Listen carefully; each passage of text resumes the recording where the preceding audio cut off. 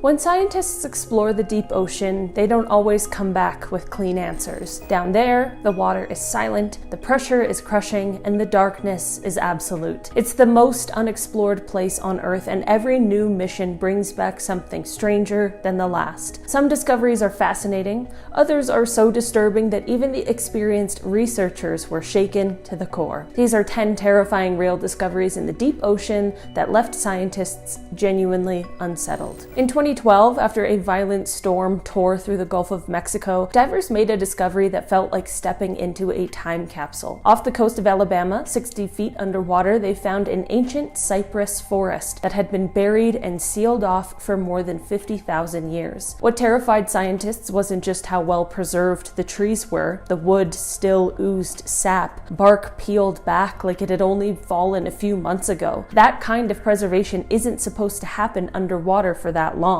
When researchers began studying the site, they found that the forest was crawling with strange, never-before-seen species of marine life. The trees had created their own isolated ecosystem, thriving in total darkness. Some of the worms and bacteria found in the samples were unlike anything recorded before. What scares scientists most is the potential for ancient, dormant microbes to be awakened. If these organisms were trapped for tens of thousands of years, what else might be sleeping deep in other submerged environments? In 2014, a group of oceanographers studying Arctic currents stumbled upon something no one could explain. Near the Laptev Sea, they detected a massive, stable, underwater vortex spinning with incredible force beneath the ice. Normally, whirlpools like this break apart after a few days or hours. This one has been there for years. It's more than 50 miles wide and reaches over 1,000 feet deep. When equipment was lowered inside, the instruments went haywire. Compasses spun wildly,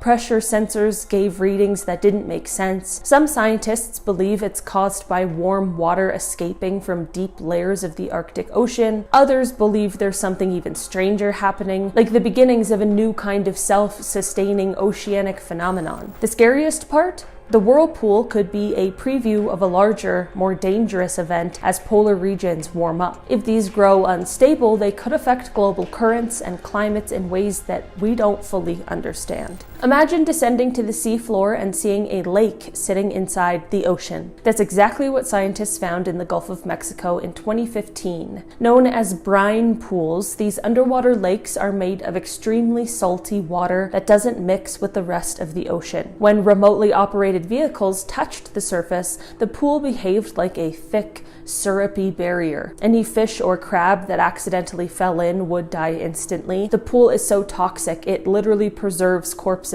on its surface. What terrified researchers wasn't just how lethal these pools are. When they sampled the water, they found microbial life that had adapted to survive inside this toxic brine. Some of these microbes metabolize chemicals in ways that we've never even seen before. These organisms could provide clues to alien life on other planets, but they also hint at how life could survive in some of the most dangerous conditions on Earth. In 1911, explorers in Antarctica noticed a strange red stain spreading across the white ice near Taylor Glacier. It looked like blood seeping out of the glacier itself, and when scientists finally sent equipment down decades later, what they found was unsettling. The blood was actually highly iron-rich, salty water emerging from a subglacial lake trapped beneath the ice for nearly 2 million years. But what disturbed scientists most was what lived inside that water. Despite total darkness, crushing pressure, and no oxygen, the lake is home to a thriving ecosystem of microorganisms. These microbes have been evolving in isolation since before humans existed. They survived by metabolizing sulfur and iron instead of sunlight. Scientists realized that this isn't just a freak of nature. It proves that life can thrive in places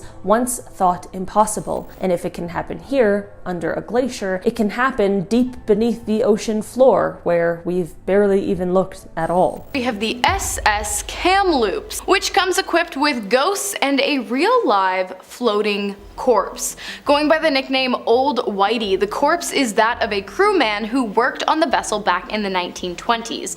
On December 6th of 1927, in the middle of a violent storm, the Kamloops was last seen afloat, coated in a thick sheet of ice. ice. When the ship went down, some crew members managed to escape and make their way back to the shores of Isle Royale, but they died shortly after due to either hypothermia or wolf attack. Those who were unable to escape the ship went down into the depths of Lake Superior. Due to the cold temperatures of the water and the fact that there is relatively minimal marine life hanging out at the bottom of the lake, much of what sank in the ship remained with it. Leather shoes, clothing, jewelry, and of course, old Whitey. Many divers who have visited the wreck have even reported the preserved corpse following them around the ship as though it were alive, and in some instances, divers have said that it even reached out and touched them while they were passing through the interior of the vessel. It's a pretty creepy sight to see. The body is so far gone it's almost translucent, and I think if you touched it, it would kind of just turn to powder. But it's there, so if you're an experienced diver, feel free to check it out and let me know how it goes. Next up we have what might be one of the creepiest seafaring tales that I've ever heard, honestly, the tale of the SS Orang Medan. Now, it's debated as to exactly what year this took place, but it was at some point in the 40s, anywhere between 1940 and 1948. The story goes that a couple of American ships sailing through the Straits of Malacca picked up distress signals from a Dutch merchant ship called the Orang Medan. The distress messages were pretty chilling, to say the least. The radio operator on the ship sent out an SOS in Morse code that read, "We float. All officers, including the captain, dead in chart room and on the bridge. Probably whole of crew dead." The last message simply said, "I die." When the crew of one of the American ships, the Silver Star, reached the Orang Medan to help, they found dead bodies everywhere. And the creepiest part, every single corpse's face was stuck in this terrified expression, staring up at the sky with open mouths and wide eyes. Even stranger, there were no signs of injuries on the bodies. As the rescuers were trying to figure out what to do next, maybe even like tow the ship to port, a fire suddenly broke out in the cargo hold. The fire forced the rescue crew to leave the ship in a hurry, and shortly after they evacuated, the ship exploded and sank, taking whatever secrets it had down with it. Next up we have the Salem Express, which some consider to be the most haunted shipwreck in the world. I mean, Salem's in the name, so I already buy it. In 1991, the ferry became stuck on a reef while making its way through the open ocean near Egypt. In 10 minutes, the entire ship was underwater and it dragged 470 passengers to their deaths. The locals of Egypt refused to dive the wreck, believing that it is not only incredibly haunted, but also protected by jinns, invisible spirits from another world capable of causing physical and mental harm to humans. One scuba diver, who goes by the name of Scuba Dan, decided to brave the wreck, diving down 45 meters into the waters off Egypt. While on board, he saw abandoned cargo, clothing, and bags of toys. At one point, he found an air pocket on the ship and he decided to poke his head up. When he does this, the sounds of demonic moans can be heard, and throughout the entire dive, he said it felt as though he was being followed. It was super creepy. I probably wouldn't recommend visiting this one, but if you do, you know what to do. Here's a more contemporary one, the Ghost Yacht. This is a very creepy story. I mean, centuries old shipwrecks are creepy as well, but stories from the distant past can often be embellished, a bit like a game of broken telephone. This case happened in 2007 though. So on April 15th of 2007, 3 men set sail from Arley Beach in Queensland, Australia, on a catamaran called the Kaz 2. They were just going for a cruise. On April 18th, the catamaran was spotted drifting near the Great Barrier Reef by a helicopter. Rescue teams were dispatched, and they found the yacht in good condition, but eerily empty. The engine was still running, a laptop was open, and a meal had been made, but was untouched. There were no signals of a struggle either. Authorities launched an investigation to figure out what happened to the crew. The last known footage of them, taken by a marina's security camera, showed nothing unusual. The final moments on the yacht are still a complete mystery. Maybe one of the men fell overboard and the others drowned trying to save him. Some have even speculated a freak wave could have swept the men overboard, or that they were kidnapped by pirates, but till this day, we still really don't know. I like the idea of a wave sweeping over and leaving the meal untouched. It could happen, you know? Totally. Next on the list we have the RMS Rhone, a 94-meter Royal Mail ship that sunk just off the coast of Salt Island in 1867 in the British Virgin Islands after a massive wave knocked the captain overboard to his death. And then strong winds caused the vessel to crash into a set of jagged rocks, which then caused damage to the boiler room, which caused an explosion, which caused the vessel to be torn in half. Rough day at sea. Only 28 members of the 146-man crew survived. Since the incident, the wreck has actually become one of the most popular diving spots in the world, which makes sense. The waters of the BVIs are literally stunning. Those who decide to explore the vessel will be met with beautifully clear waters, a variety of marine life, a variety of artifacts, and also ghosts. The most haunted place on the ship is the hull, where the majority of the passengers were rumored to be while the boat sank. Divers have reported hearing groans and screams while exploring this area, as well as having their shoulders touched despite having no one near them at the time. And many divers have claimed that while ascending back to the surface, they have seen people frantically swimming after them below, desperate for air, but when the divers go back down to help, all of a sudden these swimmers disappear into thin air, or water, I guess. Off the coast of Long Branch, New Jersey, about 5 miles out and 90 feet underwater, there's something you definitely don't expect to see on the ocean floor: 2 full-size steam locomotives from the 1850s, sitting upright side by side. You can still make out the wheels and boilers through the rust and marine growth, which is pretty cool considering they've been down there for over 160 years. The first clue of the engines came in 1985 when diver Paul Hepler was surveying the seafloor with a magnetometer. He kept getting massive metal readings. When he went down to check, he realized what he'd been picking up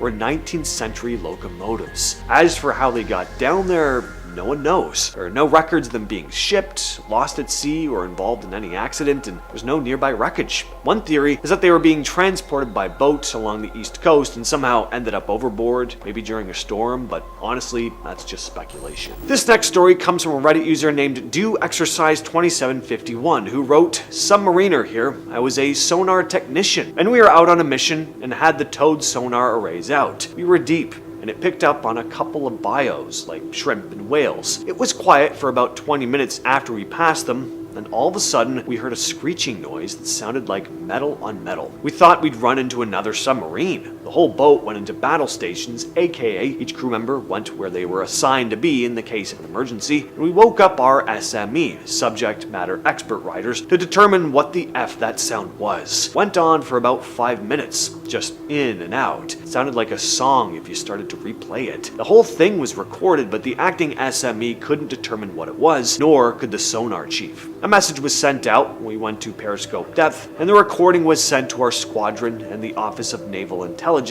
once we pulled in. I do not know what happened afterward, but apparently the Navy collects these types of recordings regularly. From what we can tell, whatever caused that sound was close and almost as big as the boat. I couldn't tell if it was bio, like an animal, or another boat. There were no screw noises, we didn't take on any water, and we surely didn't hit anything. To this day, I still don't know what it was. Everyone was sure it was a bio, most likely animal we never discovered. At the time of this occurrence, only military submarines were capable of going that deep, so individually, we ruled it out as anything mechanical. Look at this incredible footage. What is this place? Is it some kind of lost ancient city now submerged underwater? Well, unfortunately not, but the story behind it is still really cool. What you're looking at here is the Neptune Memorial Reef, known as the world's first underwater cemetery. It sits off the coast of Florida. Instead of just scattering ashes in the water though, families can have them mixed into the concrete structures that make up the reef, which are sculpted into these beautiful columns and statues. Over time, these memorials then become homes for coral and fish, so they end up contributing to the ecosystem. It was built in the 2000s by the Ocean Research and Conservation Association. It's been growing ever since as corals colonize the sculptures and fish make their home in the nooks and crannies. In 2024, researchers discovered something completely unexpected deep in the Pacific Ocean: oxygen being produced without sunlight way down on the ocean floor. Kinda crazy, because everyone learns that oxygen comes from plants and algae using sunlight, so hearing that it can come from the deep sea and pitch black, it's kinda hard to wrap your head around. Scientists were studying mineral-rich rocks called the polymetallic nodules, scattered across the seafloor in an area known as the Clarion-Clipperton Zone. These nodules contain metals like manganese, copper, nickel, and cobalt, the same stuff people want to mine for batteries. Researchers analyzed samples. They found that the nodules were actually producing oxygen in total darkness. In lab experiments, the minerals seemed to behave almost like tiny natural batteries, splitting water into oxygen and hydrogen, again with no help from sunlight. So scientists dubbed this dark oxygen. If this is happening in the ocean here on Earth, it could be happening in other places too. And by that I mean other planets, even ones possibly with no light. In 2015, oceanographers using sonar mapping in the South Atlantic came across something so strange they thought it was a glitch. A perfectly circular black void, roughly 30 kilometers wide, was swallowing water and trapping everything around it. At first, they thought it was a current or eddy, but this thing behaved differently. It rotated steadily without dispersing, almost like a massive black hole in the ocean. Floating debris and plankton near it got pulled in and disappeared into its spinning center.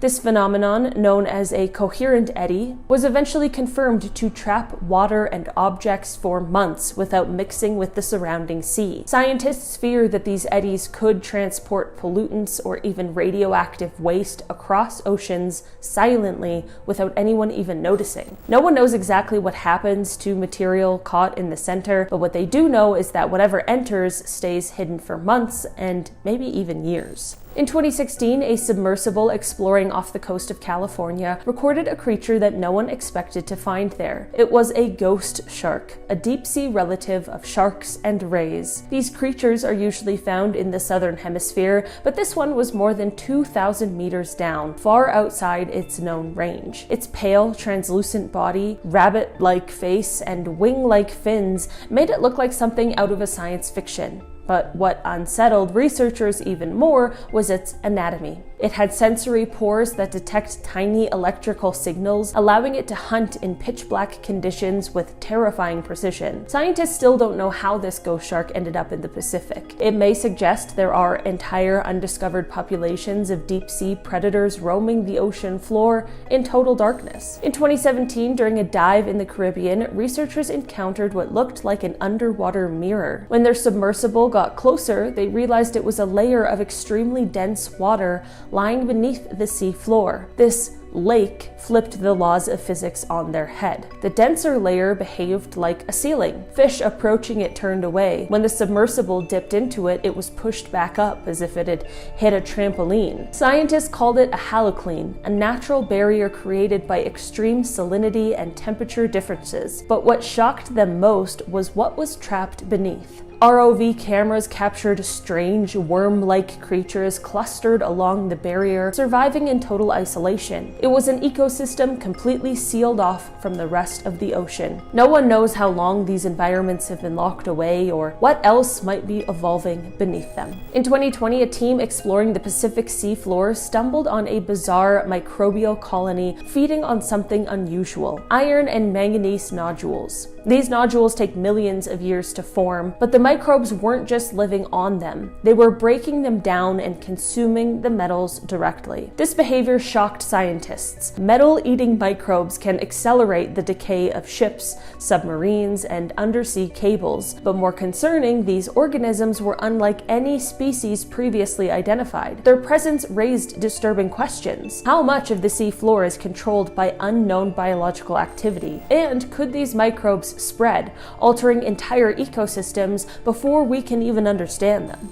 In 2019, researchers mapping the sea floor off the coast between Africa and Madagascar noticed something alarming. Instruments were picking up strange seismic activity that didn't match any known fault lines. When they sent sonar equipment down, they discovered a brand new underwater volcano rising from the sea floor. Over just 6 months, it grew to 800 meters tall, releasing massive plumes of superheated water and gas. What terrified scientists was the speed. Most volcanoes take centuries to form, form, and this one appeared seemingly overnight. The eruption caused tremors felt on land, and satellite images showed the seafloor bulging upwards. It's now considered one of the largest and fastest submarine eruptions ever recorded, and it raised a chilling question. How many other hidden volcanoes are growing in silence beneath the ocean? Deep in the Pacific, more than 4,000 meters down, scientists discovered a strange phenomenon they still can't fully explain. It's called the shadow zone, a massive stretch of water where nothing seems to move. No currents, no circulation, no mixing. When instruments were lowered into the zone, they detected old water trapped from thousands of years, completely cut off from the rest of the ocean. It's like a giant pocket of ancient water frozen in time.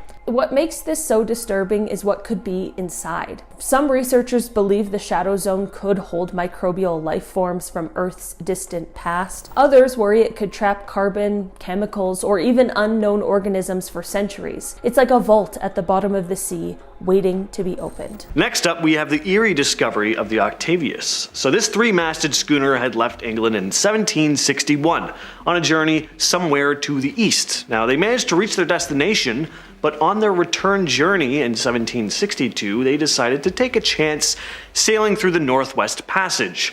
Now, 13 years later, the crew of a whaling ship named the Herald happened across a seemingly abandoned ship, drifting through the water just west of Greenland. The 5-man crew boarded the vessel. At first, they thought nobody was aboard. It wasn't until they reached the lower decks, though, that they discovered the remains of the crew who had been floating aimlessly for over a decade. The harsh cold had frozen their bodies solid, making them pretty well preserved, and the captain was found sitting at his desk. His pen was actually still in his hand. He'd just had written 13 years ago his final log in November of 1762. Next up, we have the Mars, a Swedish warship that in its heyday would have been the biggest, most powerful vessel in the world. It ran and sank in the 1500s, after which its location remained unknown for more than 500 years. When the vessel set sail, it did so with a variety of advanced weapons on board, including cannons created by the melted remains of seized church bells, which had been taken by Eric XIV in an effort to reduce the strength of the church. Because of this sacrilegious act, the ship was deemed cursed, and when it sank 10 years later, in 1564, off of the coast of a Swedish island during a battle with the Danish forces, the curse proved to be true, I guess. The vessel went up in flames, taking around 900 soldiers with it, along with a bounty of gold and silver coins. For the next 500 years, it was believed that a ghost would continuously rise from the ship's watery grave in order to prevent its discovery, but it appears that even ghosts are no match for modern technology, because in 2011 it was found, and it became a pretty popular dive spot too, with divers who snuck pieces of the wreck back up to the surface, reporting that they could still smell the charred odor coming from the burnt wood. Don't do that, by the way. Do not take things from dive sites. It's not a good idea. One of the most mysterious maritime cases is the disappearance of the entire crew of the MV Joyita. The MV Joyita was a fishing and charter boat that disappeared in the South Pacific in 1955. It was on its way from Apia, Samoa to the Tokla Islands, a trip that was supposed to take about 2 days. Now on board were 25 people, including experienced crew and passengers. The boat was discovered about 5 weeks after it had been reported missing, and it was drifting way off its planned route. There was no one on board. The boat was partially submerged and in really bad shape. Now, several things about the discovery made the whole situation even more mysterious. For one, the Joyita was found partially submerged, but it was actually built to be unsinkable, even with a full hold of water. It was a mystery how it got in such bad condition and why the crew would have left the ship knowing that it was unsinkable. None of the lifeboats were on the ship, which again means the people tried to escape, but none of them were ever found, and the cargo was missing, which definitely means piracy could have played a role, but the mystery has never been 100% solved. Next up, the German Wilhelm Gustloff, which sank in January of 1945 during World War II after being struck by a torpedo fired from a Soviet Navy submarine. The incident went down in history as being the deadliest isolated maritime disaster ever, with a record loss of an estimated 9,400 individuals, most of which would have been refugees. The vessel was originally designed to be a cruise ship, but it was repurposed for military use during the war. It was overcrowded when it sank, and so it went down fast.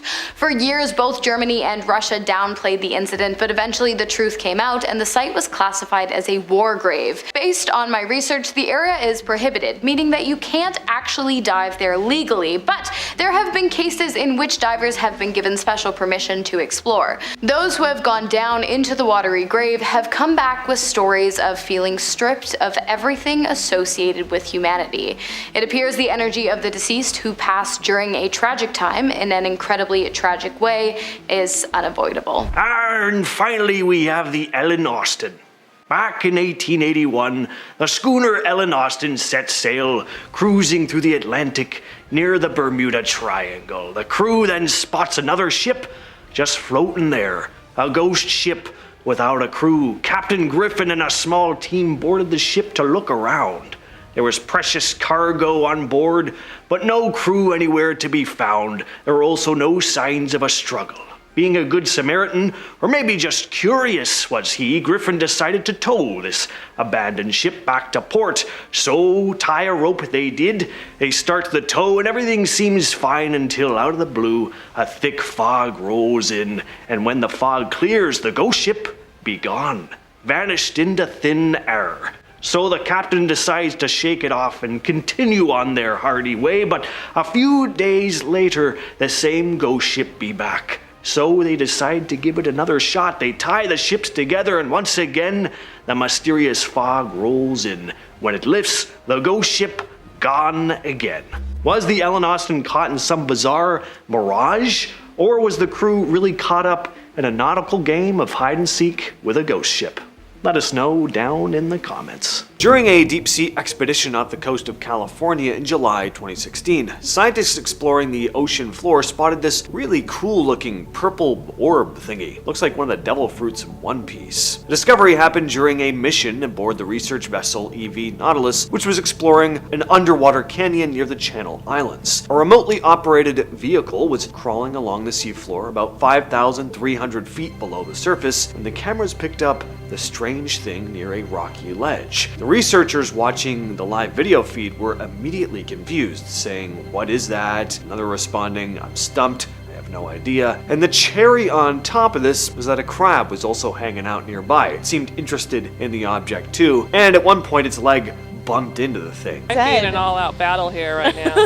Alright, just zoom in again. No. Come on, I'm buddy. almost never referred What to if a it's an crab. egg sac of some sort? It could be. I love that one guy who's like, "Come on, buddy." Just a funny thing to say to a crab. Anyway, they decided to use the submersible's suction device to pull the strange object into a container before the crab could grab it. When it was brought back to the ship, it did something unexpected. The purple ball started to open up, and suddenly the team could see little body parts sticking out, like a tiny foot and some feeler-like things. That's when they realized it was actually a sea slug. Scientists thought it might have been a species no one had seen before though, so they sent samples to the Harvard Museum of Comparative Zoology to take a closer look. During a deep-sea expedition off the coast of Australia in 2017, scientists hauled up a fish that immediately confused everyone on board. At first glance, it didn't look like it had a face. The discovery happened during a research voyage exploring the abyss east of Australia, where scientists were sampling marine life living roughly 4,000 meters or about 13,000 feet below the surface. Down there, sunlight never reaches the water, and the temperature sits just above freezing. Researchers examined the fish. Something about it looked completely wrong. The front of its head appeared smooth, featureless. There were no eyes, no nose, no mouth, at least not that anyone could see. The mouth actually sits underneath. But because of that strange appearance, the animal quickly picked up the nickname the faceless fish. First, the team wondered if they discovered an entirely new species, but they soon realized the fish had actually been documented before. It turned out to be Typhlonus nasus, a rare species of cusk eel. The species was first discovered during the famous HMS Challenger expedition in 1874. But sightings since then have been extremely rare. Scientists believe the fish's eyes are actually hidden beneath its skin. In the deep ocean, vision isn't very useful anyway. At those depths, the environment is permanently dark, so a lot of animals rely on other senses than sight. This story comes from a Reddit user named Brutus Black, who described a strange sighting while working on a pearl boat in the Arafura Sea, which sits between northern Australia and the island of New Guinea. He explained he spent about 18 months working on the vessel. Part of his job involved standing watch in the wheelhouse. The task was fairly simple. The boat followed a route on the navigation system, and the person on watch had to make sure it stayed on course. If it drifted, they'd manually steer it back onto the path. His shift ran from 4 a.m. to 8 a.m. Well, one morning around 7, he noticed something unusual off the port side of the boat. Sitting out in the water in the distance was what looked like a bright white cube. Judging distance at sea is difficult without landmarks, but he estimated it was roughly 200 meters away. Strangely, the object wasn't appearing on the boat's radar or navigation system, which normally shows other vessels in the area. It also wasn't moving with the waves the way floating objects usually do. So he grabbed a pair of binoculars to get a better look. Through the lenses, he could clearly see that the object had sharp edges and a square shape, confirming it really did look like a cube. Based on how large it appeared through the binoculars, he guessed it might have been about the size of a van. Later, the crewmate coming on shift brought him a coffee and saw the object as well, so he wasn't imagining it. Years afterward, when videos of the Pentagon's Tic Tac UFO sightings were released, the descriptions reminded the Reddit user of that strange white cube. In August 2023, scientists exploring the deepest part of the Baltic Sea came across something they really didn't expect to see. Their instruments started picking up huge plumes of gas rising from the bottom of the ocean. The leak was coming from a place called Landsort Deep, which is the lowest point in the entire Baltic Sea, about 400 meters or 1,300 feet below the surface. When researchers scanned the area with sonar, they realized this wasn't just a small vent. The methane was bubbling out across an area about 20 square kilometers. What was really odd too was how the gas behaved once it left the sea floor. Normally, methane released deep in the ocean dissolves into the surrounding water long before it gets very far, but here, the bubbles were rising almost the entire way to the surface. Researchers expect methane bubbles to travel maybe 50 meters upward before disappearing. Instead, the plumes were climbing around 380 meters, stopping just a few dozen feet short of the surface. That shouldn't really happen at that depth. One theory is that the Baltic Sea has an unusually thin layer of methane-eating microbes. Normally, these bacteria act like a natural filter, consuming up to 90% of methane before it escapes, but here, the layer is only a few centimeters thick, meaning far more gas may be slipping through. Exactly what's causing the leak, that's still unclear. During a 2025 expedition off the coast of Argentina, Schmidt Ocean Institute's ROV Sebastian captured footage of a glass squid at 1,000 meters along the Argentine continental slope. The video shows the squid swimming gracefully with its fins undulating, its transparent body allowing a clear view of its internal structures, including digestive organs and nervous system, while its long tentacles extend forward to sense the environment. This creature, potentially a new variant or undescribed species within the glass squid group, was observed in an area of high biodiversity. Scientists noted that such transparent adaptations helping camouflage against predators in the dimly lit mesopelagic zone. This sighting was part of a broader exploration that identified 28 potential new species, emphasizing the need for further study in underexplored regions like the Argentine Basin. Envision spawning a baby version of the ocean's most legendary giant frozen in place as if posing for its first photo. In March 2025, during the Ocean Census expedition near the South Sandwich Islands in the South Atlantic, researchers from the Nippon Foundation Necton Ocean Census and Schmidt Ocean Institute filmed a 30-centimeter long juvenile colossal squid at a depth of 600 meters using their ROV Sebastian. Initially mistaken for a glass squid by the team, it was identified by experts viewing the live stream, making the first ever video of a live colossal squid in its natural habitat. This discovery occurred amid surveys of volcanic calderas and the South Sandwich Trench, where the team also found a new hydrothermal vent and chemosynthetic communities. The juvenile's presence suggests breeding grounds in these remote, cold waters, and its stillness might indicate a defensive or curious response to the ROV. Scientifically, this advances understanding of colossal squid life cycles, previously known mostly from dead specimens caught in fishing nets or washed ashore. Picture a spherical sponge that looks harmless but acts like a deadly trap, lurking on the seafloor to snag unsuspecting prey. In October 25, as part of the same South Sandwich Islands expedition, the ROV Sebastian documented a new species of carnivorous sponge, dubbed the death ball sponge, at just over 3,600 meters at the Trench North dive site east of Monaco Island. The footage reveals a round ball-like structure covered in tiny protruding hooks that passively capture small crustaceans and other prey drifting in the currents, with the sponge attached to the rocky seafloor amid volcanic terrain. This predatory adaptation is rare among sponges, which typically filter feed. The area featured vibrant coral gardens and evidence of undersea volcanoes, illustrating how extreme environments foster unique evolutionary traits. Researchers highlight that this sponge's hooks dissolve prey externally before absorption, a process adapted to nutrient-scarce deep waters. The high-definition images and video provide the first visual record of this species alive, aiding in taxonomic classification and ecological studies. What happens when a camera reveals a massive jellyfish with arms longer than a school bus, drifting in eternal darkness? In early 2026, an Argentine-led team recorded a rare giant phantom jellyfish in the deep waters between Buenos Aires and Tierra del Fuego, a depths in the midnight zone between 3,300 and 13,100 feet. The footage shows the jelly's bell over 3 feet wide with 4 ribbon-like arms extending up to 33 feet, and this species, first described in 1899, has only about 120 confirmed sightings, making this capture extraordinary. Scientists were surprised by the jelly's presence, noting its role in the food web as both predator and habitat provider. The preserved fishing gear and plastic nearby highlight human impacts even in these depths. Imagine a towering hydroid swaying like an underwater giant, hosting a colony of tiny worms on its surface. In April 2025, NOAA's Okeanos Explorer ROV captured a ginormous solitary hydroid in Hawaii's deep waters during explorations of underwater environments. The footage depicts a large stalk-like structure several feet tall with segmented branches gently moving in the currents and small scale worms attached to its surface, crawling slightly as they interact with the host. This rare sighting amazed the ROV team, who noted its size and the symbiotic relationship with the worms, which may provide cleaning or protection. The hydroid was observed among other bizarre creatures like sea cucumbers with rippling skin, slime stars, and basket stars.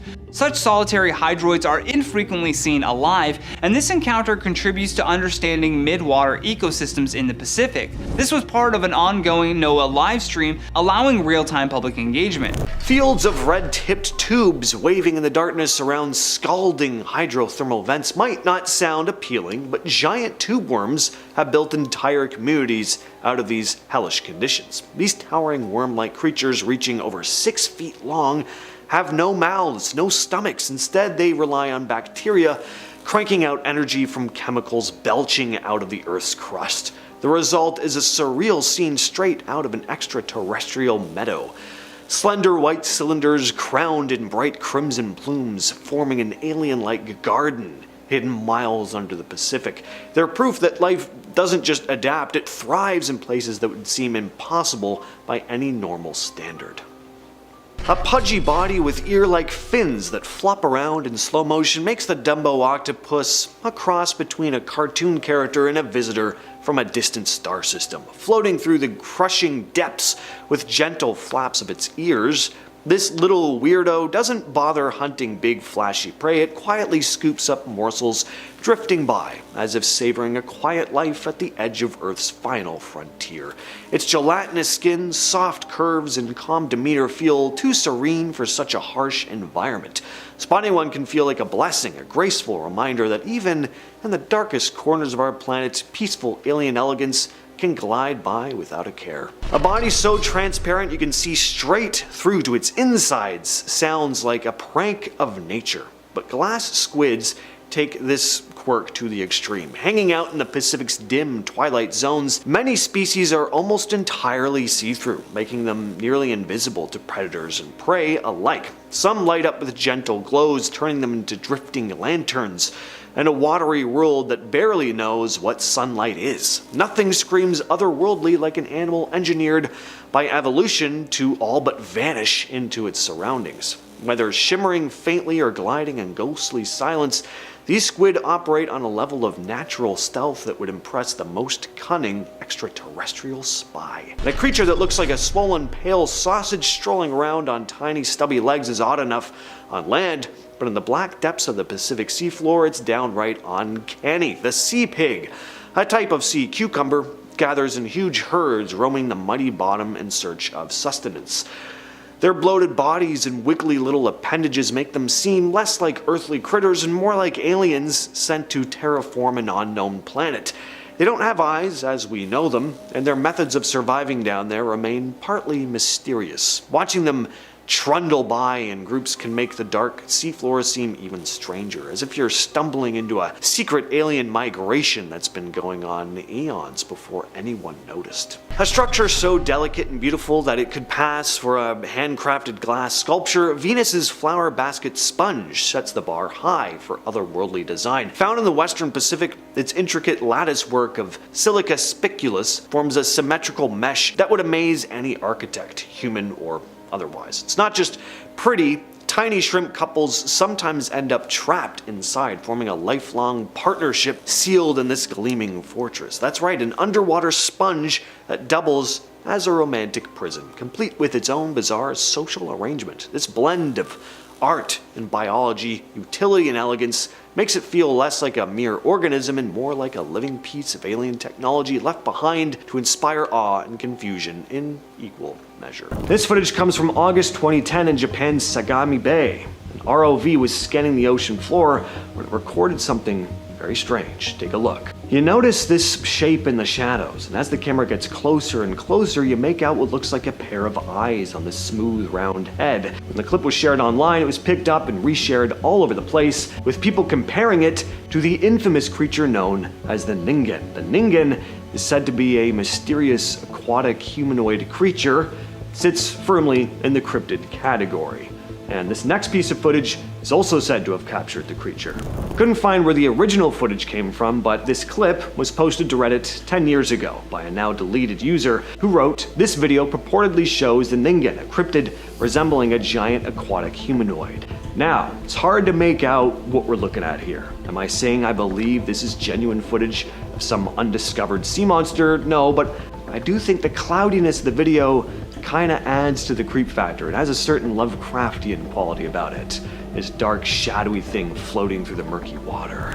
Now, obviously, this is a video of a whale, but this footage is far more incredible than you think. This is a very rare species to see. It's called Amura's whale, or the dwarf fin whale. It wasn't even confirmed as its own species until 2003, and even then, everything scientists knew about it came from dead specimens. For over a decade after that, nobody had ever seen one alive. That changed in October 2015, when an international team of biologists working off the coast of Madagascar encountered them in the wild for the first time. They documented 44 of them. It was the first time the species had ever been observed and recorded alive. By whale standards, they're relatively small, somewhere between 32 and 39 feet long, which is part of why they'd been mistaken for Byrd's whales for such a long time. Up close though, they're pretty distinct. The lower jaw is asymmetrical, so you got white on the right side and dark on the left. Their fins are also unique enough that if you're in a position to compare, you can tell them apart. Since this 2015 recording, they have been spotted a handful of times, but sightings are still super rare, and of course there's still a lot about them that we don't know. A Reddit user posted this freaky footage saying this creature had only been captured 2 times on video. The general consensus in the comments was, "What the hell is that thing?" and "keep it away from me." It is almost impossible to make sense of. You just have no idea what you're looking at unless you know what you're looking at. It's a deep-sea siphonophore. These things are incredibly strange though. What we're looking at here is not actually a single creature, it's an entire colony of tiny animals fused together, functioning as one living organism. Some parts are responsible for swimming, some catch food, some handle reproduction. None of them can survive on their own. It's kind of like an ant colony where every member has a different job, except in this case, they're physically connected. There's also this footage captured during a 2020 expedition off Western Australia. Researchers spotted this massively long siphonophore hundreds of meters below the surface. It couldn't even fit the entire thing in the camera frame. Based on measurements taken from the footage, scientists estimated the colony could have stretched up to 119 meters, or roughly 390 feet long. That's longer than a blue whale, and potentially longer than any other animal ever recorded. In 2025, YouTuber Barney Dillerstone lowered a bait-rigged underwater camera to 200 meters on the seafloor of the Bali Sea in Indonesia over 2 nights. The footage from the second night captures an unidentified deepwater ray, known tentatively as stingaree, gliding across the sediment with a flattened body, broad pectoral fins, and a long tail, approaching the bait before moving away. Marine biologists consulted could not identify it, suggesting that it might be a new species or one never recorded in that region. The setup aimed to document nocturnal deep-sea life, and this ray's appearance underscores the Indo-Pacific's unexplored biodiversity. The video shows the creature's cautious behavior, possibly sensing the camera's lights. Picture an adorable pink fish with bumpy skin and smiling faces, thriving where pressure could crush a submarine.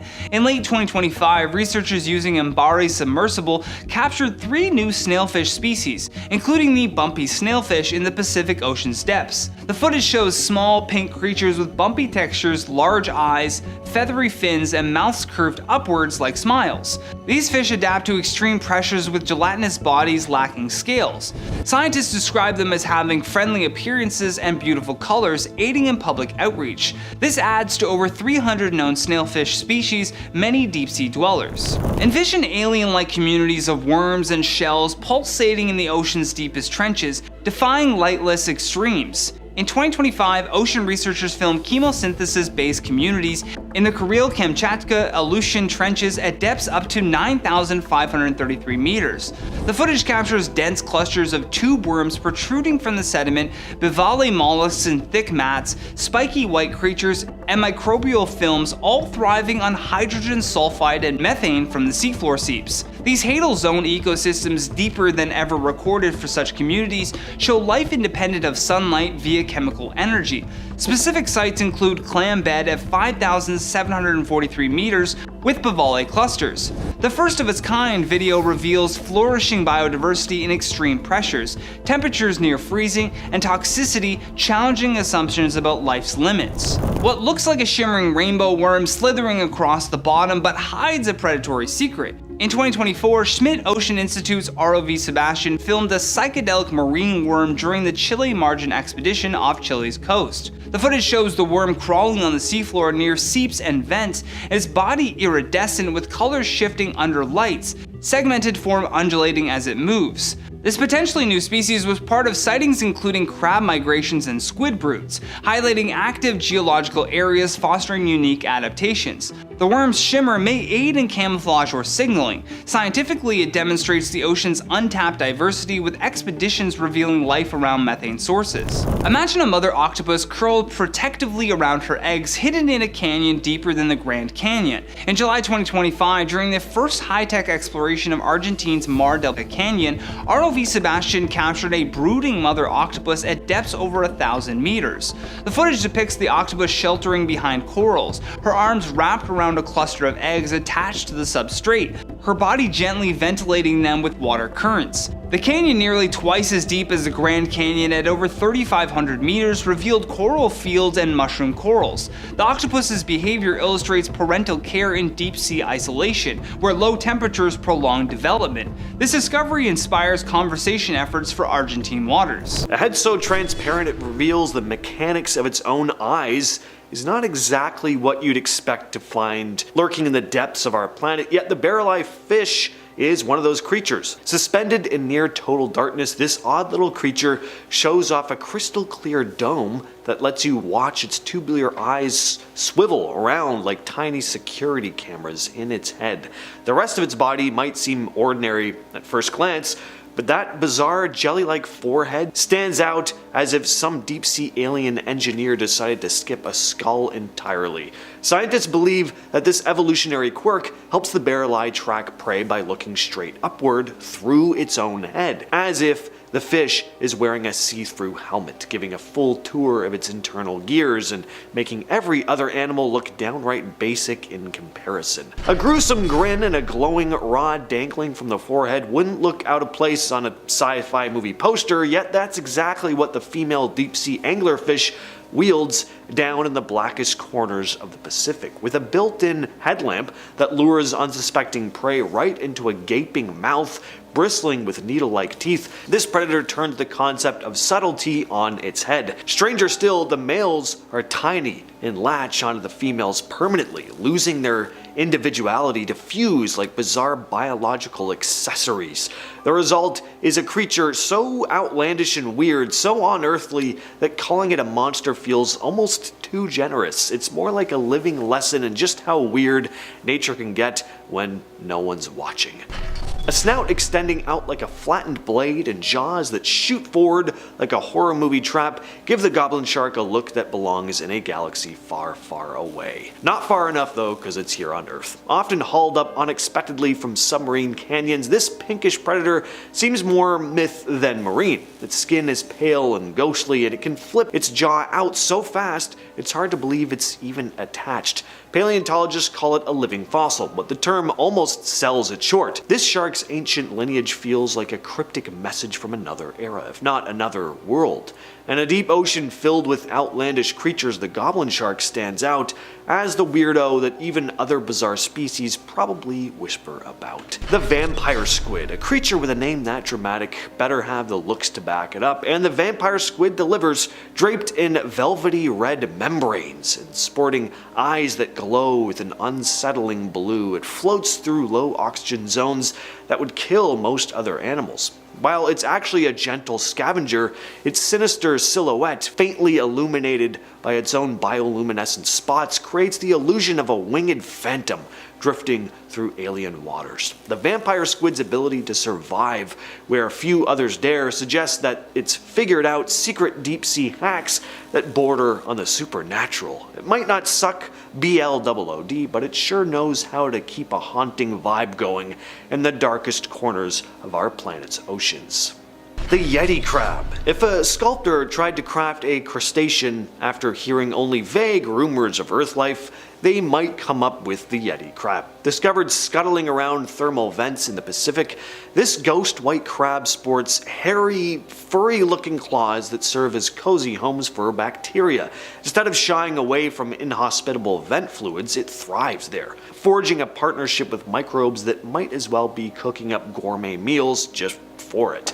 Between its freaky fuzzy arms and its uncanny pale body, the Yeti crab feels more like a prototype of an alien line of designer pets than a real-life Earth species. Seeing one can be startling, like a cryptid come to life, or a secret experiment escaped from a hidden underwater lab. Between what's now Britain and mainland Europe, there used to be a huge stretch of dry land called Dodgerland. Today it's under the North Sea, but back then it was a place with rivers, wetlands, and hunting grounds, not just a muddy strip of coast. As the Ice Age ended, sea levels slowly rose and swallowed more and more of it, until only the highest areas were left. One major event in that story was a massive underwater landslide off Norway that sent this huge wave crashing into the area. That wave probably wiped out some of the last low-lying parts people could actually live on. Now it's all under dozens of meters of water, and the only reason we know it was once a busy landscape is because modern fishing boats keep dragging up bits of it. They've pulled up mammoth bones, antler tools, and even human remains from the seafloor. There are also traces of what people there were actually doing with materials. So for example, they used a kind of sticky black glue made from tree bark, which they would have heated in a very specific way to get it just right. It wasn't something that just happened by accident. In the waters south of China, there are two shipwrecks sitting so deep that no human diver will ever reach them. We've only gotten a look at the ships through remotely operated submersibles. They date back to China's Ming Dynasty, about 500 years ago, and they're resting around a mile down on the ocean floor. What makes them so interesting is that they seem to show both directions of a trade route at the same time. The first ship was loaded with blue and white bowls and jars made of porcelain. They're stacked in these neat layers, and because it's so cold and dark down there, they're in surprisingly good condition. The second ship, about a dozen miles away, looks like it was on the opposite journey. It was carrying huge wooden logs, the kind of strong, dense woods that would be used for building ships or large buildings back in China. So you got one ship carrying Chinese products outward and another bringing raw materials in. Pretty interesting up close look at how their trade network operated. On the northwest coast of France, out in the Atlantic, there's a small island called Ile de Saint. Just off that island on the seafloor, divers found something that doesn't look like ordinary rock. It's a long line of big granite stones stretching about the length of a football field, and some of the blocks are standing upright. Today that whole thing is underwater, but when it was built, the sea level was much lower. Back then, this would have been on or near dry land. People had to move and arrange these heavy stones by hand, and they clearly didn't fall into place naturally. It lines up with other ancient stone sites in that part of France, where you see rows of standing stones and big stone structures on land. The exact purpose of this underwater wall isn't totally clear. It might have marked a boundary, been part of some larger structure, or had some kind of ritual meaning. What we can say is that people thousands of years ago were willing to organize big groups, move all these stones, and reshape their coastline. Over time, with rising seas and the changing shoreline, the place was just swallowed by the ocean, leaving this strange man-made line of stones resting under the waves. In Central Asia, high up in the mountains of Kyrgyzstan, there's a huge lake called Issyk-Kul. Even though it sits in this cold, snowy area, the lake actually doesn't freeze. And under it, especially near the shore, there are signs of old settlements that used to sit right on the edge. Over time, earthquakes changed the shape of the coastline. Some parts of those old towns ended up below the waterline. Divers and survey teams have found foundations of buildings and burial areas, and the artifacts they pulled from the lake seem to come from different cultures, steppe nomads, settled farmers, and stuff that would have probably come from traders passing through with goods. And that's because Issyk-Kul sat along routes that connected China, the Middle East, and Europe. So it makes sense that towns here were busy stopping points. On the southeast coast of India, there's a town called the Mahabalipuram, known for its ancient stone temples right by the sea. There have always been stories that there were more grand temples along that shoreline, but that most of them were swallowed by the ocean over time. For a long while, that sounded more like legend than proven history. But in 2004, a massive earthquake in the Indian Ocean set off a tsunami. Just before the waves hit the coast, the water briefly rushed away from the beach, exposing parts of the seafloor that nobody normally sees, and people reported seeing lines of stone and what looked like carved shapes out where the water usually is. After the disaster, once it was possible to go back safely, teams went out to look more closely. Under a few meters of water not far from shore, they found walls, carved blocks, and statues that matched the style of the surviving temple on land. Some stones clearly belonged to pillars or decorated parts of old buildings. The picture that's formed is that Mahabalipuram used to have a larger complex of temples and buildings along a coastline that's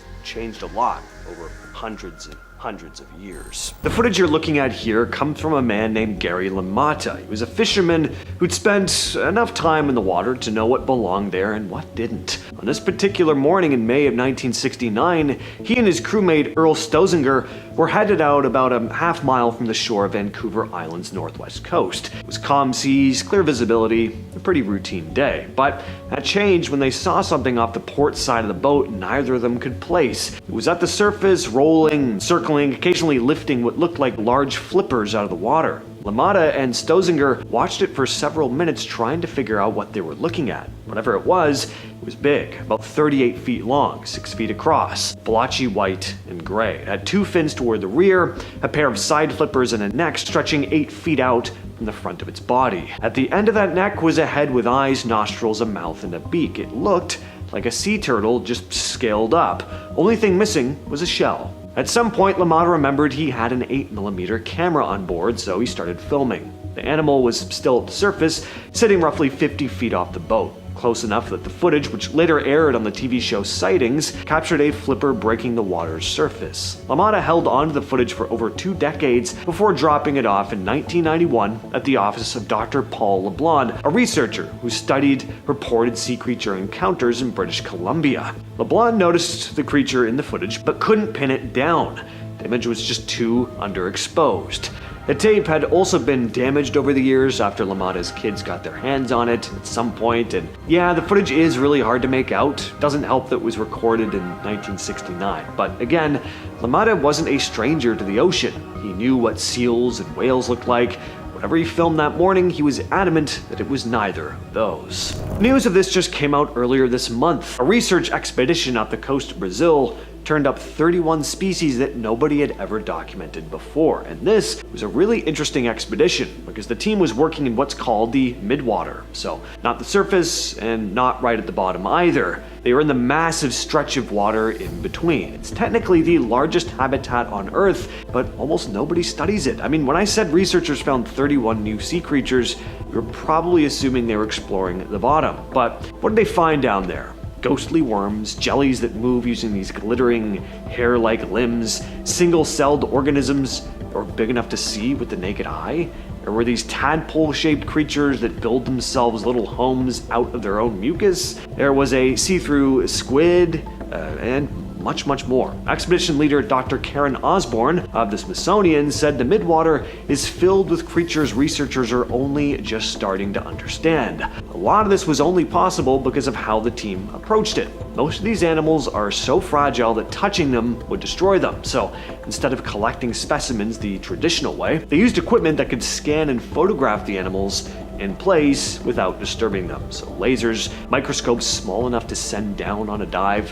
One piece of equipment was being used underwater for the very first time. Back in 2009, a group of fishermen in Alaska captured video of something strange moving across the water. Nobody on the boat could figure out what they were looking at, and once the footage started making the rounds, people immediately connected it to a creature that's been reported in the Pacific Northwest for more than 100 years. The name that kept coming up was Cadborosaurus, or Caddy for short. It's named after Cadboro Bay in British Columbia, where a lot of the sightings have been reported. Witnesses usually describe a long neck, a horse-like head, big eyes, and humps sticking out of the water. One of the people who took the footage seriously was, again, researcher Paul LeBlanc, who spent years studying Cadborosaurus and even wrote a book about it. After watching the video, he said he was pretty impressed that the creature reminded him of a plesiosaur. The Cadborosaurus story gets even stranger when you look back at an incident from 1937. Workers at a whaling station in British Columbia reportedly found a strange carcass inside the stomach of a whale. A museum in Victoria said it was probably a fetal baleen whale, but years later, a former worker named James Wakeland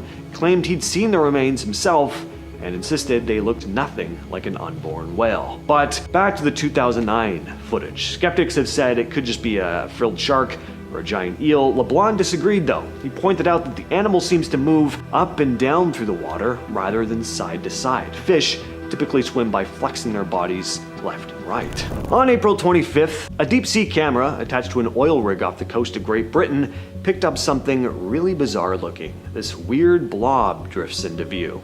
Didn't really look like anything specific. There's no clear head, no tail, eyes, or tentacles sticking out in any obvious way. It's just this soft, gelatinous thing slowly drifting through the water. At one point, it floats toward the camera, then kind of backs off, then comes in again. One early idea was that it might be something like a whale placenta floating down from above. That got dismissed pretty quickly though. This was very deep down, and anything like that would have been broken down or eaten long before it showed up on camera. When the footage hit the internet, you had all the usual sea monster reactions, and scientists started taking a proper look at it. Craig McLean, a deep sea biologist at Duke University, went through the footage and pointed out that you could actually make out reproductive organs inside the body. And that detail helped narrow things down a lot. After comparing it with known species, he linked it to a deep sea jellyfish called Stiuso enigmatica. Other researchers refined it a bit further, said it was more likely Stiuso reticulum, a close relative.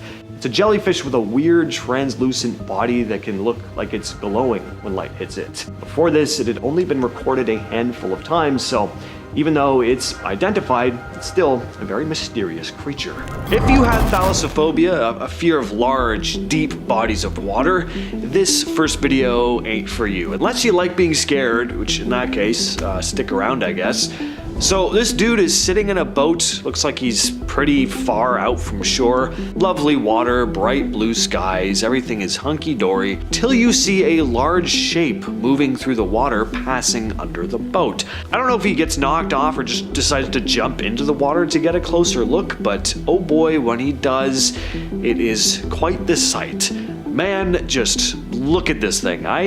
It might be a whale, I'm not sure about that though. It's big though, and obviously it's not causing any harm, but just the sheer size of something like that swimming right under your feet while you're out in the middle of the water, it just reminds you of how small and insignificant you are and how many insanely large things are lurking down in the depths of the ocean. Next up, we have some mysterious sea creature footage. This video was taken in Nushagak Bay, Alaska in 2009 by a fisherman named Kelly Nash. The thing looks long and seems to have humps. At the time, a lot of people were comparing it to the famous Loch Ness Monster, but a lot of other people have said this could be the Cadbarosaurus, aka Caddy. Caddy is a legendary sea serpent spotted along the Pacific coast of North America, especially around the area of Cadboro Bay in British Columbia. The creature's name comes from the bay, of course, and then the Greek word saurus, which means lizard or reptile. According to witnesses, Caddy looks like a giant serpent with a long neck and a horse-like head, along with several humps or coils along its body. It has small flippers at the front and either regular or fused flippers at the back, forming a large fan-like tail used for swimming. Over the years, scientists have tried to figure out what Caddy could actually be, with many suggesting it could be a misidentified animal like a humpback whale or a sea lion or a giant eel. Experts like Dr. Paul LeBlanc and Dr. Edward Blausfield argue that no known creature matches the descriptions from over 200 reported sightings of Caddy though, especially because it seems to have flippers at both ends of its body. So could this footage be genuine proof of Caddy? What do you think? Life eats life. It's as natural as it gets, but actually seeing it happen just reminds us of how harsh nature can be sometimes. And this video here is a prime example of that. Captured at the Monterey Bay National Marine Sanctuary, this footage here shows a bunch of octopuses gnawing at the remains of a baleen whale. At this point, it's pretty much just bones with some internal organs still left. Here you can see these scavengers picking apart the skeleton to get at the blubber. There are also worms called Osedax here, busy eating the fats right off the bones. It's very normal. It's a natural part of life. Things die and get consumed by other creatures and then go back to the earth, and the cycle continues. There's a real beauty to it, but it's not fun to think about it happening to you. Also, just picture all the poor folks who've gone down in sunken ships and getting picked away at by sea critters. That's kind of depressing. Just in case you needed a reminder of how terrifying great white sharks are, we have this for you. What in God's name? I thought Jaws was just a movie. That thing is absolutely massive. Yeah, logically I know that great whites are called great for a reason and that they're gigantic, but actually seeing one up close like this, popping out of the water and lunging at the camera, I don't think any mental image can prepare you for how nuts this looks when you actually see it. I can only imagine actually being there in person. So yeah, great white sharks, they're scary. How enlightening. All right, so this one's less scary and more just fascinating, but get this. This is footage of two undiscovered species of jellyfish spotted by members of the National Oceanic and Atmospheric Administration. First, we have this one, and if I didn't know any better, I'd think this was a comet flying through space or something. So, all right, it does change direction, which gives it away, but before that, definitely doesn't look like a sea creature to me. It's so exciting watching something like this, especially when you have a moment like this. Entered into the chat that that's an undescribed family, a new species. Can we click that pilot? Video, come on. Hey, watching. He's way up there. An undescribed family, a new species. Awesome. It's beautiful. The flashing lights, I don't even know how to describe it. The tentacles on the back, they almost look like fiery jets. It's just really cool, this glowing, odd-looking creature. Then we have this little jelly. Once again, the NOAA researchers had no idea what type of jellyfish this was. Both these creatures were spotted during a dive off the northeast US closest to Newport, Rhode Island. I watched this video while listening to some Vangelis, and I gotta tell you, just exquisite. Earth is a really cool place, sometimes. Off the southern coast of Jamaica, at the entrance to what's now Kingston Harbor, there used to be a town called Port Royal that was infamous in the 1600s. It was crowded with sailors, merchants, and most infamously, pirates. People called it one of the most sinful places in the Caribbean. The town sat on this narrow strip of sandy land, packed with wooden houses, brick buildings, and taverns. On June 7th, 1692, a powerful earthquake hit. Because the town was built on this loose, waterlogged sand, the ground kind of just gave away. And then whole streets split apart and large chunks of the town just slid straight into the harbor. And it happened so quickly that a lot of it ended up on the seafloor almost fully intact. Around 2,000 people died in minutes though. Today, parts of Old Port Royal are still underwater in relatively shallow, calm water, so you can go down there and see it. Divers have found some pretty incredible things down there too. Outlines of streets, rooms with objects still in place. A pocket watch stopped near the moment of the quake is one of the more famous finds. On the west coast of India, in a big bay called the Gulf of Khambat, researchers with the National Institute of Ocean Technology ran a survey to study the seafloor. In December of 2000, their equipment picked up patterns that didn't look purely random. Some lines and shapes seemed straight and grid-like, which led a few people to wonder if they were seeing the remains of some ancient town. A few objects, like a piece of old wood and some fragments of material, were pulled up during the work. One date from that wood came back extremely old, 7500 BCE to be exact. So if those patterns really were the remains of buildings and streets, and the date was accurate, it would mean people were building large, organized communities in this area far earlier than most historians thought. But this stretch of sea is a tough place to study. Water is muddy, the currents are very intense, and the seafloor is constantly being stirred up. That makes it easy for natural ridges and ripples to look like straight lines on a scan, and for old objects to move far from where they originally came from. Some argue that there just isn't enough clear proof yet to say this was a city, and that the patterns might just be natural. So this spot is better thought of as a mystery, but a cool one at that. North of Turkey and east of the Balkans, there's a big inland sea called the Black Sea. It has a strange feature. Once you go deep enough, the water doesn't have much oxygen in it. That might sound like a small detail, but it makes a huge difference for shipwrecks. The usual creatures that chew up wood can't live down there, so ships that sink to those depths can stay in much better shape than normal. In recent years, teams using robotic submarines found dozens of wrecks on the Black Sea floor. One of the most incredible is an ancient Greek trading ship, around 2,400 years old, sitting upright about 2 kilometers down. The mast is still standing, the shape of the hull is clear, and parts of the deck layout are still visible. Before this, historians mostly had to rely on pictures, painted on pottery, and a few broken remains to figure out how these ships were built. They've also found later ships from Roman times and the Middle Ages, many of them with cargo and details still in place, coiled ropes, carved decorations, and piles of jars and containers preserved in the mud.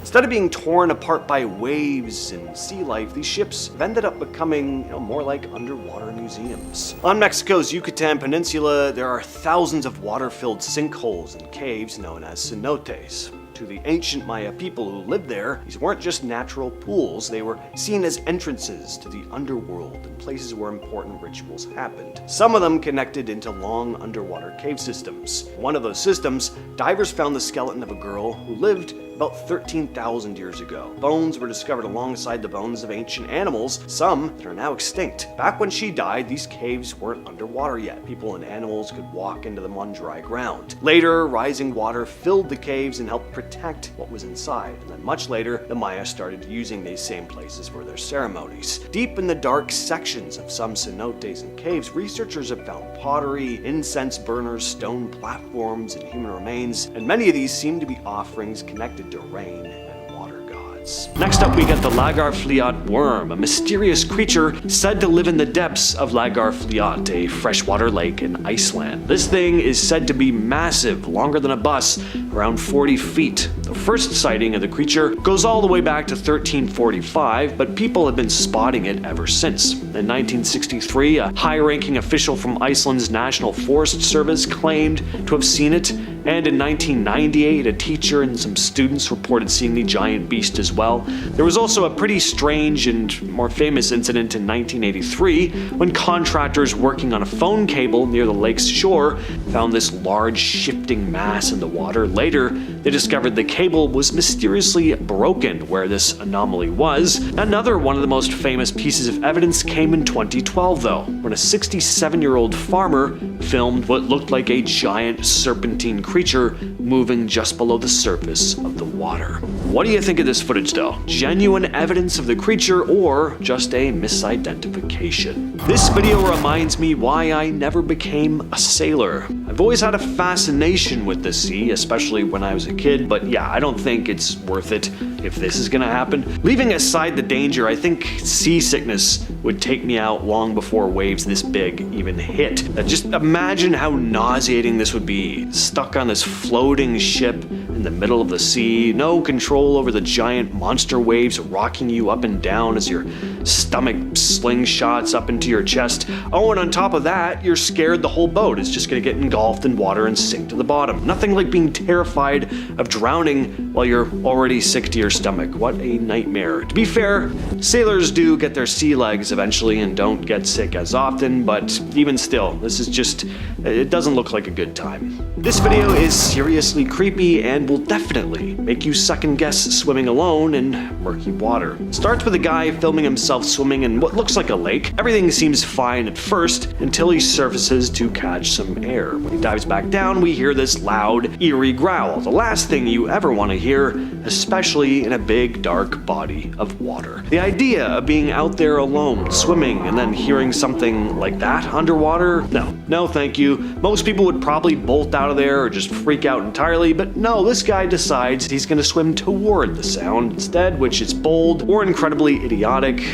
Probably a mix of both. When he finally surfaces, what he captures is this. Now, is this video for real? Yeah, probably not, but I don't know, I think it's a creepy video all the same. Next up, we've got some eerie footage from Alaska. A group of tourists caught something pretty unsettling on camera while visiting during a glacier collapse. They witnessed this massive sea creature, or at least that's what it looks like. The video shows 7 dark fin-like shapes sticking out of the water, right in front of the collapsed glacier. The first 3 humps appear to be connected, and then another 4 follow, almost like the front and tail of some giant serpent-like creature gliding through the water. Naturally, people freaked out when they saw this, trying to figure out what it could be. Some think it might just be 2 huge sturgeons swimming side by side, which could explain the odd shape of the humps. Sturgeons can get pretty massive, so it's definitely a possible explanation, but whatever it is, it doesn't matter. I would not want to be in the water with it. What exactly are we looking at here? It has a pretty otherworldly appearance. The strange bulbous head combined with those ridiculously long tentacles. Is this CGI? Is it an AI video? Well, no, this video is very real,